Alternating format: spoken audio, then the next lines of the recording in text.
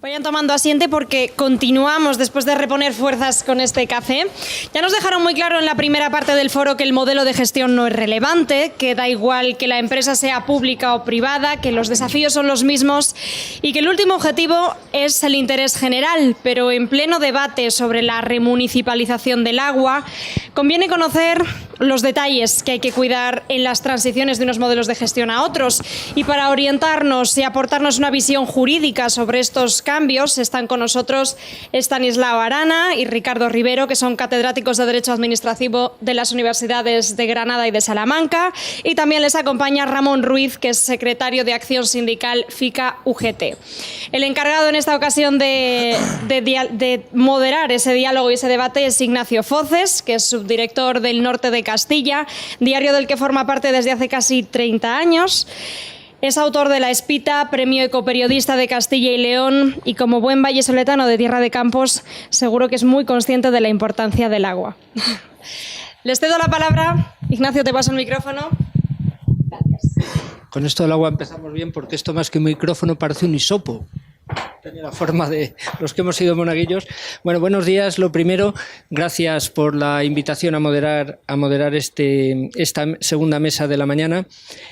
Poco tengo yo que decir, porque me parece que una vez que en la mesa anterior hemos hablado de riesgos, escuchábamos a Gonzalo de la Cámara explicar lo de la gestión de riesgos, oíamos también al profesor Carlos Mario Gómez decir algo así como una expresión a su cuenta y riesgo, ha llegado a decir en un momento de su intervención, y claro, cuando se habla de riesgos aparece en el lado contrario, aparece la palabra seguridad jurídica, y de esto, del ámbito jurídico y de la visión jurídica de los modelos de la gestión municipal del agua, vamos a hablar en esta mesa. Nos acompañan a mi izquierda Estanislao Arana, catedrático de Derecho Administrativo de la Universidad de Granada, como ya se ha dicho, y máster en Derecho Comunitario.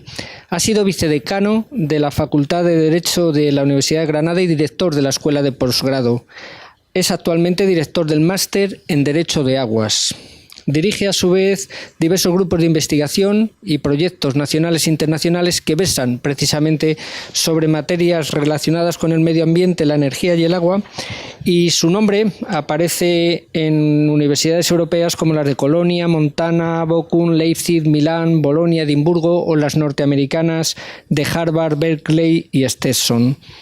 A su izquierda, Ricardo Rivero, no sé si decir palentino afincado en Valladolid y residente en Salamanca, o palentino vallisoletano salmantino. Es catedrático de Derecho Administrativo de la Universidad de Salamanca y hasta el pasado mes de mayo ha sido decano de la Facultad de Derecho de allí.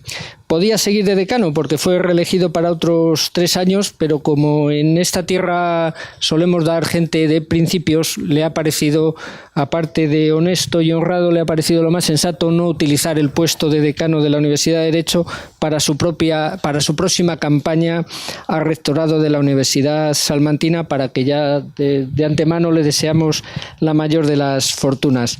Es doctor en Derecho con premio extraordinario, ha sido profesor invitado en las universidades de París, en la Escuela de Administración Pública de Speyer en Alemania, en la Universidad de Sao Paulo en Brasil, La Plata en Argentina, Los Andes, Rosario y Javeriana de Bogotá en Colombia. Es profesor de la Universidad James Madison de Virginia y director del Grupo de Investigación en Reforma y Modernización de las Administraciones Públicas. Además, está en posesión de la medalla Isidro Fabela de la Universidad Nacional de México y ha sido premio de investigación del Consejo Económico y Social de Castilla y León, entre otro buen número de reconocimientos internacionales y nacionales que tiene. Y a su izquierda, Ramón Ruiz, que ha sido secretario de Acción Sindical Estatal de la Federación de Industria y Trabajadores Agrarios de la Unión General de Trabajadores entre los años 2005 y 2016. En la actualidad forma parte del Grupo de Trabajo del Sector Energético Estatal de la Federación de Industria, Construcción y Agro de UGT, y es el portavoz de FICA-UGT en la Comisión Nacional de Seguridad y de Salud del Grupo Resol. Por este orden van a intervenir. Sí les ruego que por favor se adapten lo máximo posible a A los 15 minutos, que sería ya un exceso los 15 minutos, a los 12 empezará a sonar una campaña y a los 15 entrará un guardia civil de paisano y lo sacará directamente para que nos no, ni de la ODED ni de la UCOS, guardia civil de paisano. Así que, por favor, profesor Arana.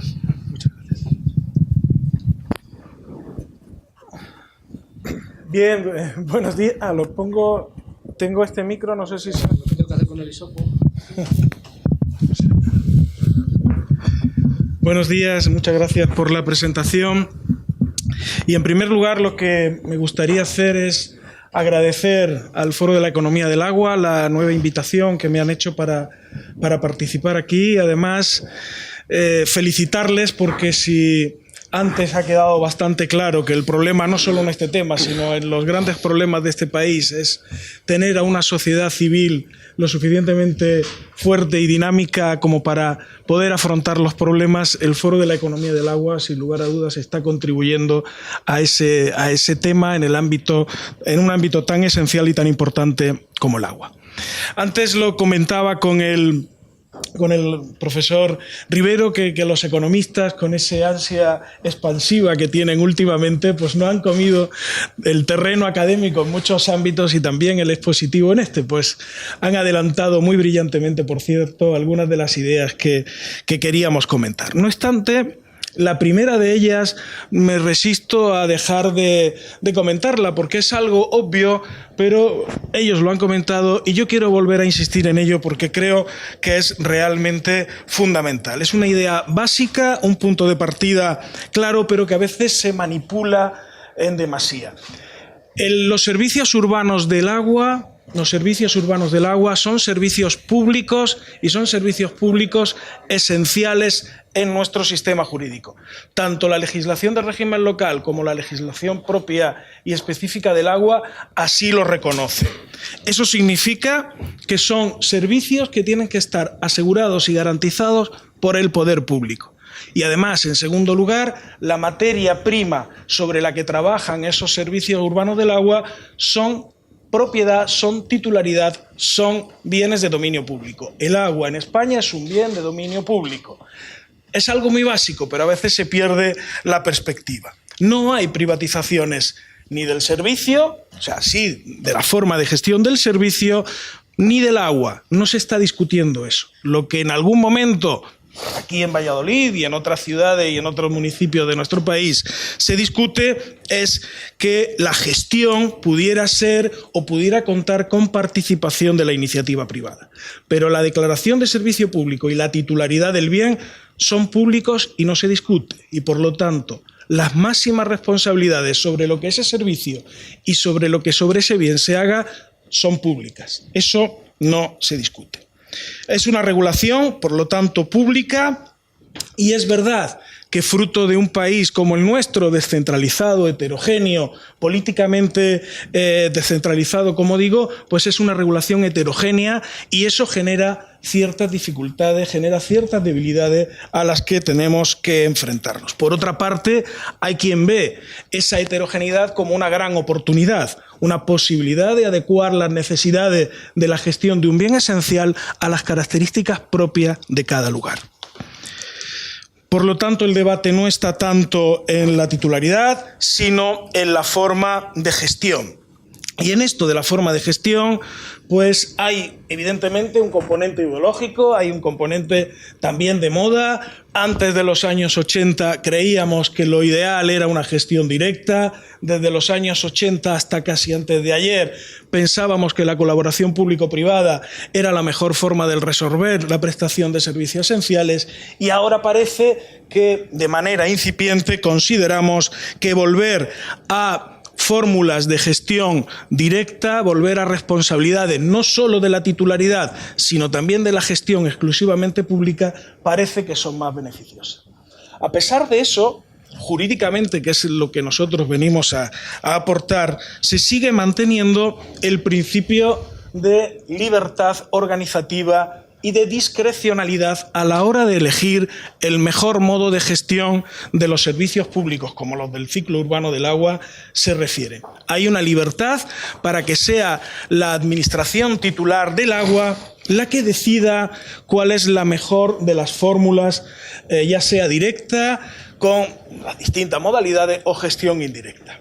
Si bien es cierto, y esto quiero simplemente apuntarlo, que esa mayor discrecionalidad que había hasta hace relativamente poco en la normativa se ha ido acortando y se están introduciendo elementos reglados que de alguna manera limitan la discrecionalidad de los responsables públicos. Tanto en la legislación local como en la propia legislación estatal recientemente surgen los principios de sostenibilidad y de eficiencia como los criterios básicos que debe de presidir la decisión acerca del modo de gestión más adecuado en cada uno de los lugares. Pero no son principios retóricos, sino que esa sostenibilidad y eficiencia se tienen que acreditar en los informes técnicos y jurídicos oportunos que demuestren ante una posterior impugnación y ante el interés general de que efectivamente se ha optado por esa fórmula más adecuada. Por lo tanto, control, discrecionalidad a la hora de elegir la fórmula que se considere más adecuada, pero elementos reglados que reducen o tratan de reducir ex ante, antes de tomar esa decisión, esa hipotética libertad. Y aquí quiero traer un nuevo órgano que quizá todavía no sabemos el juego que va a dar en el futuro, pero que está llamado probablemente a cumplir ese papel importante de control previo en cuanto a la decisión o en cuanto al análisis de cuál es la forma de gestión más eficiente y sostenible. Me refiero a la Oficina Nacional de Evaluación, que se ha introducido en una disposición adicional del texto refundido de la Ley de Contratos del Sector Público, que está a punto de ser modificada, como bien saben, que obliga a que esa oficina, en los contratos de concesión de obra pública y en los contratos de concesión de servicios públicos, en la forma en que estos vayan a quedar después de la reforma de la Ley de Contratos, esa sostenibilidad económica y financiera sea analizada ex ante por esa Oficina Nacional de Evaluación, que podrá, de alguna manera, determinar si la fórmula que se ha pensado es la más adecuada. Libertad organizativa, que parecen también respetar las nuevas directivas de contratación y, por lo tanto, respuesta a esa tendencia liberal de libertad de elección, y salvo que yo me equivoque, exclusivamente no contamos más que un ejemplo, que es la Constitución de Bolivia, donde se imponga constitucional y obligatoriamente la gestión directa de un servicio como el agua. En el resto del mundo civilizado se deja a la elección del titular del servicio y que ésta se haga con esos criterios de eficiencia y sostenibilidad. El problema de la reinternalización, que no remunicipalización, pues ya está más que analizado, que no es del todo correcto técnicamente hablar de remunicipalización, sino en todo caso de reinternalización. Es un debate que está ahí, en el que no puedo entrar en mucho detalle. Esa reinternalización se puede dar en dos situaciones diferentes. Una, cuando el contrato está en vigor, cuando el contrato de gestión de un servicio público que está en manos de un concesionario o de una sociedad mixta, estando en vigor, la Administración decide reinternalizarlo. Eso, dicho en términos claros, es una expropiación forzosa, es un rescate que exige la correspondiente indemnización. Primera situación. Segunda situación, el contrato que finaliza su gestión y no se decide ni prorrogarlo ni sacarlo de nuevo a concurso, sino asumirlo como un servicio propio de la administración local.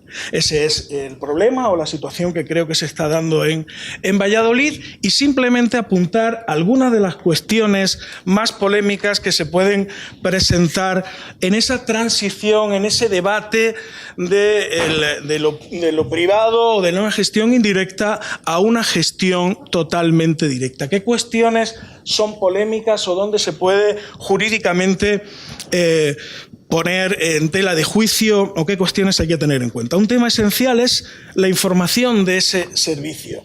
No podemos gobernar, como luego diremos, un servicio público tan técnico y tan delicado como es el agua sin tener la información que durante unos años ha tenido la empresa concesionaria y que muchas veces incluye datos que no pasan o no pasan dependiendo de la situación concreta en cada caso a la administración titular, que necesita esos datos para de verdad gestionar bien el futuro servicio. Es un debate en el que hay dos elementos, el secreto comercial por un lado y la titularidad del servicio por otro, hasta dónde juega cada uno de esos principios para que la administración titular posea, se le traspasen todos los datos de ese. Lógicamente habrá que estar muy atentos a lo que diga el pliego de condiciones que en su día se utilizó o a los distintos instrumentos normativos que hayan desarrollado ese servicio público a lo largo del tiempo. El tema del personal, no me voy a extender mucho porque hay una persona mucho más cualificada que yo y que lógicamente tratará con más detalle esa cuestión. Simplemente apuntar la existencia de una disposición adicional 27ª en el proyecto de ley de presupuestos del Estado actual que expresamente trata de blindar esa teórica, el debate entre sucesión de empresas y los principios de mérito y capacidad. Esa disposición de la ley de presupuestos trata de blindar ese supuesto traspaso de personal de empresas concesionarias que entren o que finalicen su contrato o que hayan sido rescatadas a ingresar el personal al servicio de las administraciones públicas. No sé si esa disposición finalmente se llevará, si contradice o no la directiva comunitaria en materia de sucesión de empresas, pero al menos sí quería dejarlo encima de la mesa. Hay una serie de propuestas, algunas que ya se han puesto encima de la mesa por parte de los intervinientes anteriores y que son algunos de los elementos que necesariamente tenemos que tener en cuenta a la hora de reconsiderar y a la hora de revitalizar estos servicios urbanos del agua. La necesidad de búsqueda de unidades eficientes de gestión, antes se comentaba, es necesario, no podemos tener atomizada la gestión de un bien tan complicado, hace falta buscar mayores economías de escala y estructuras más importantes, de mayor tamaño que la que algunas veces tenemos. Hacen falta aclararnos definitivamente sobre los problemas o el debate de la naturaleza jurídica de la contraprestación por los servicios del agua, pero sobre todo, y además de eso, hace falta armonizar los criterios tarifarios. No puede haber una diferencia en el precio por los servicios del agua en un Estado unitario, aunque sea descentralizado en algunos aspectos, pero un Estado como el nuestro no puede haber diferencias de hasta el 349% entre ciudades o capitales de provincia. Otra cuestión esencial, de alguna manera, hay que blindar, en el caso de que se opte por gestión indirecta, hay que blindar los cánones concesionales. No es posible que los titulares del servicio sigan utilizando esos cánones concesionales para financiar, como antes se nos decía, hasta el 80% de esa cantidad en cosas que no tienen nada que ver con los servicios del agua. Hace falta buscar fórmulas para mejorar la inversión en los servicios urbanos del agua, porque no es más que una manera de cumplir con un principio básico de la Directiva Comunitaria del Agua, cuál es el principio de recuperación de costes. Hay que hacer un análisis más adecuado acerca de cuál es el tiempo realmente necesario para las concesiones, evitando contratos que sean injustificadamente largos. Y por último, y es la cuestión más importante, esta ya creo es el debate esencial que se ha apuntado de alguna manera, pero que creo que los juristas tenemos bastante que decir y que avanzar en ello, es necesario introducir mecanismos realmente efectivos de control por parte de las titulares del servicio a los gestores que están desarrollando esa actividad. Yo creo que esa es la clave. Esa es una potestad que siempre tiene el titular del servicio y que no siempre ha ejercido realmente con la fuerza y la intensidad que debía. Muchas veces porque han entrado en una connivencia público-privado, en un juego de intereses, en un mira por el otro lado, que yo te financio. Eso es algo que tiene que acabarse. El poder público tiene que ejercer sus poderes de reglamentación y, sobre todo, sus poderes de control de la gestión.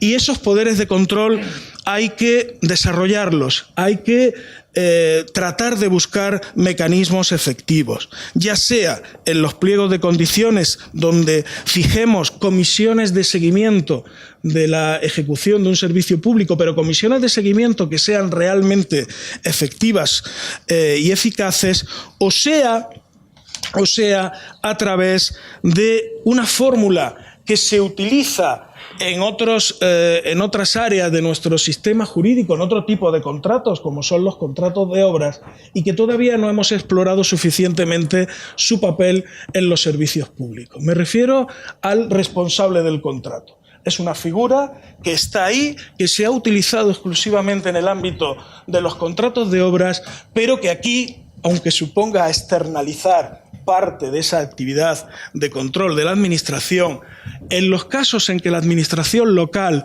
no cuente con medios suficientes para poder llevar a cabo un control efectivo y real de ese servicio, podría buscar el apoyo de personas, de empresas que realmente conozcan la realidad de ese servicio para que le ayudaran en el ejercicio del control de esos servicios públicos. Yo creo que esa es la idea más importante. Tenía otras reflexiones acerca de la autoridad administrativa independiente, que creo que ya se ha comentado suficientemente, pero la idea que me gustaría recordar son dos fundamentalmente. El agua es bien de dominio público, el servicio urbano del agua es un servicio público esencial, y lo que realmente tenemos que buscar cuando se opte por la gestión indirecta es mecanismos de control del gestor privado. Creo que la colaboración público-privada, y esta es una opinión personal con un tinte ideológico si quieren,